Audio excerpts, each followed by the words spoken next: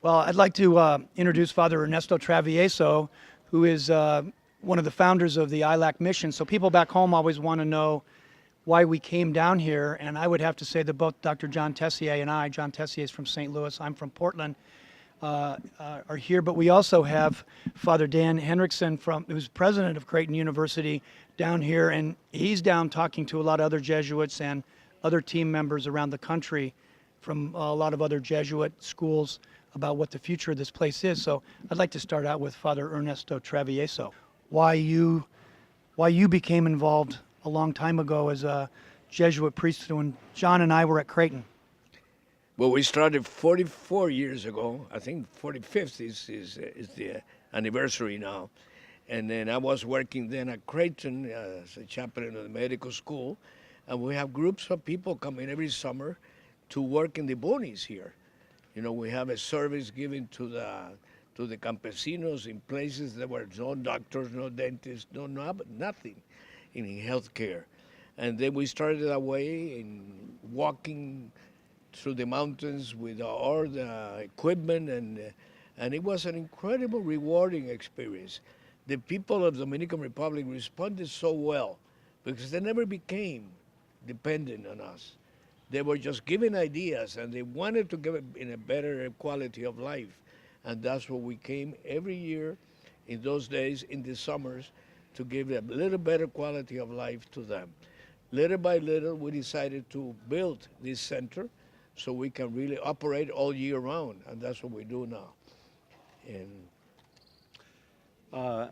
So it's my understanding that this was a lot of primary care and medical students and doctors and nurses and dental students and an entire team that came in primary care. It was probably in the 90s that more groups of specialists started to come here.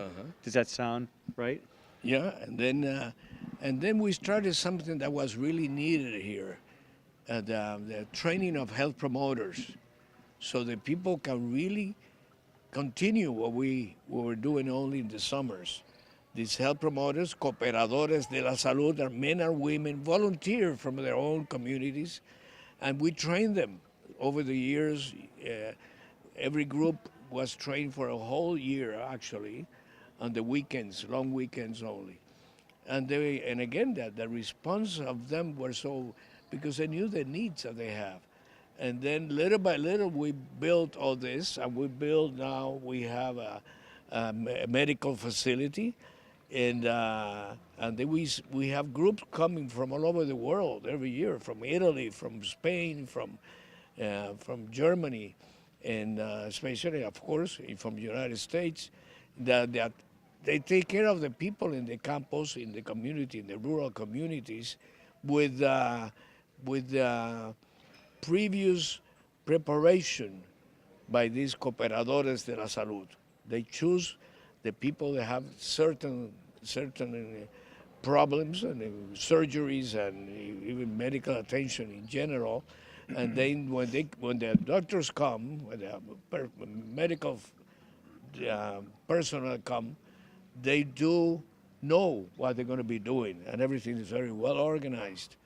We have a group from Miami, for example, that from the Knights of Malta, and they come twice and three times a year sometimes, and they see thousands of patients every time they come. But I mean, the organization and the follow-up comes from the Dominican people, from these cooperadores de la salud.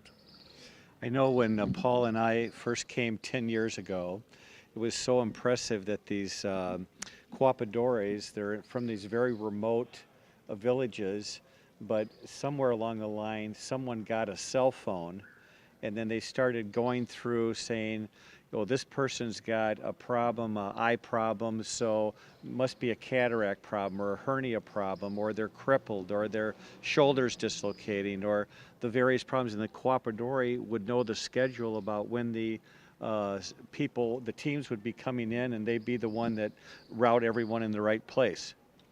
And the wonderful thing is, for example, this specific program for the eye doctors, they come from New York, from the prestigious New York Eye and Ear Infirmary, By the way, the founder of this group and the chairman of the board is Dr. Robert de la Roca. He's a member of our board, and he's a Creighton alumni. And again, it's incredible the things that we see every year. You know, people have been blind for 10, 20 years. They recover because they have certain, cataracts, for example. I remember one that came with his wife. They were both blind, and then when he recovered the sight, she talked to his wife and told him, "You know what? I forgot your face." It's the first time I see your face. It was incredible. It was beautiful, beautiful.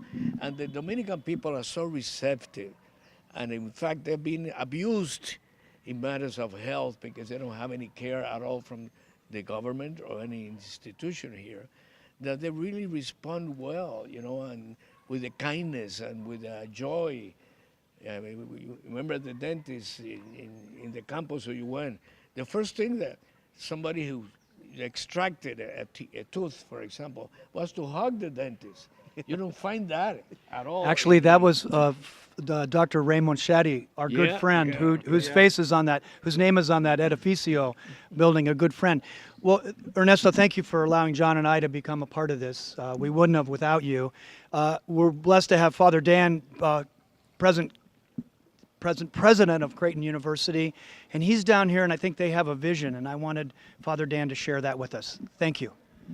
Let me just say that I'm so grateful for the relationship between Creighton University and ILAC. A lot of that is with the leadership and inspiration of Father Travieso, and I've known Father Travieso for all my years as a Jesuit beginning back in 1994, so I learned of his work and the mission of ILAC here in the Dominican Republic. But as I've become president of Creighton University, I'm in a privileged and honored position to be able to be more closely engaged with this mission again. I was here about 10 or 15 years ago, in fact, in the service learning program for our Creighton undergraduate students who live in the building behind us. And it's a terrific program called Encuentro Dominicano, and our students come live here through the course of a semester, and they go out into the campo communities and have a great sense of some of the good values of Dominican living, but they also enjoy the outreach of this mission to be able to connect with the people and form a relationship and understand the realities and the conditions, the goods and the bads of life here in the Dominican Republic. I also want to say that I started at the time of my presidency a year and a half ago what I'm calling the Creighton Global Initiative. And the Creighton Global Initiative is a seed funding program to increase global perspective at Creighton University. We have 9 colleges and schools, and all 9 colleges and schools are able to engage this mission, this center here at ILAC, all our health sciences programs, law and business. We're all down here in one way or another, but I'm also trying to just find ways to create new and innovative approaches to our relationship with the ILAC. The Board of Trustees has been terrific. Father Travieso is on the board. I'm a new member of the board, the first Creighton president, yes, to be a member of the board here. Congrats.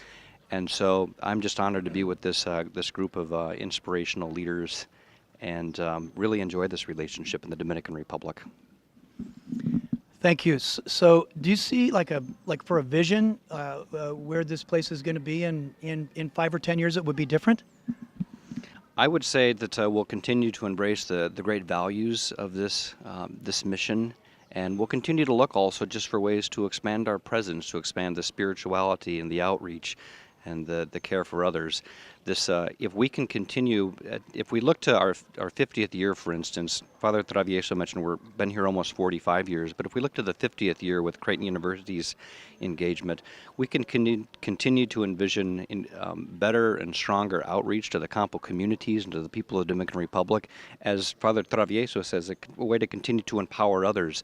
But as these doctors testify in their lives, we have people that have been part of this program as students and as young professionals, and they continue to come back and be of an important resource. And there's so much more we can do in that regard. Thanks, Father Dan. Our future's looking bright, and we had a pretty solid foundation with Father Ernesto. So I think that gives the people back home a pretty good response. And I know, speaking for Dr. John Tessier and I, that it's a real privilege to come down here, and it's a highlight of my year. Thank you. Thank you. Thanks, you guys.